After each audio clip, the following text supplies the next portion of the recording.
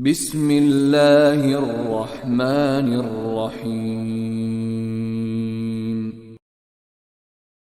وقالوا ما لهذا الرسول يأكل الطعام ويمشي في الأسواق لولا أنزل إليه ملك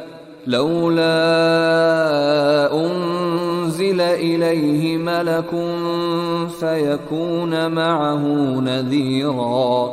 أو يلقى إليه كنز أو تكون له جنة يأكل منها وقال الظالمون إن تتبعون إلا رجلا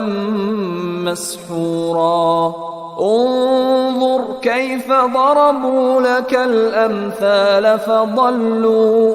فضلوا فلا يستطيعون سبيلا